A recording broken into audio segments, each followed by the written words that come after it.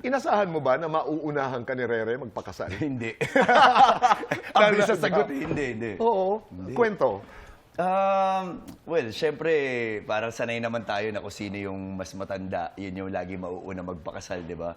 Pero sabi ko nga, minsan sa buhay natin, parang maraming unexpected. At yung mga unexpected na yun pa yung siguro, I would say, maganda rin yung pangyayari dahil, I guess, si Rere, nakita ko rin na sobrang saya rin niya ngayon. Tama. Kayo ba naniniwala sa sukob? Hindi. Talaga hindi. So, ibig sabihin, pwede pa kayong magpakasal ni Bianca ngayong taon. Kung may hahabol pa, why not? At ang nakakatuwa, si Bianca ang unang nasabihan ni Rere Yes. na siya'y buntis. Yeah. What is the story? Well, kinento na lang sa akin ni Rere na natakot daw kasi siya sa akin. Siyempre, parang bilang kuya. Dati kasi, Tito Boy, sobrang stricto ko. Remember, the last time nandito kami, kinikwento rin naman ni Rere yun. So parang kinakabahan siya na pagka sa akin niya sinabi, imbes na matuwa ako, magalit ako. Pero si Bianca po yung nag-guide sa akin from the very beginning. I mean, prior to this, na in-announce ni Rere yung nabuntis siya or ikakasal na siya, si Bianca yung nagsabi sa akin na huwag maging mahigpit sa mga kapatid mo. Kasi pagka mahigpit ka sa kanila, hindi sila mag-open up sa'yo. So, from there, nagbago yung perspective ko sa kung paano ko tinitignan yung ganun, na kung paano protektahan ng kapatid. Paano sinabi ni Bianca sa'yo? Diretsa? Sabi lang niya, mahal, may gusto daw sabihin si Rere sa'yo mamaya. Galing akong trabaho, madaling araw. Sabi ko, ano sasabihin niya? Nung una pa, inisip ko, sabi ko, teka, baka binubugbog to ni Kaya. Parang ganun yung inisip ko. Or baka niloko, sinaktan. Pero true story, Tito Boy, habang nasa biyahe ako, nagmamaneho ako, tinignan ko yung buwan. Tapos parang yung buwan, para bang may pinapahiwatig siya sa akin na something. And then from there, naramdaman ko na buntis si Rere. Talaga? So, nung dumating ako sa bahay, dumating si Rere doon, biglang pinakita na sa akin ni Rere yung resulta, nabuntis siya, alam ko na.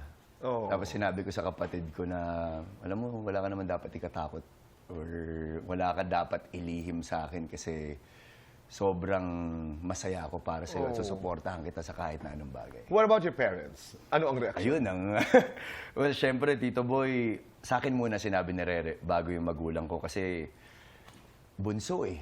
Alam mo naman, pagka bunso, sobrang protective ang lahat. So, nung sinabi sa akin ni Rere, ako na yung nagsabi sa kanya na, sige Re, sasamahan kita pagka in-open mo to kila Mama and Dada.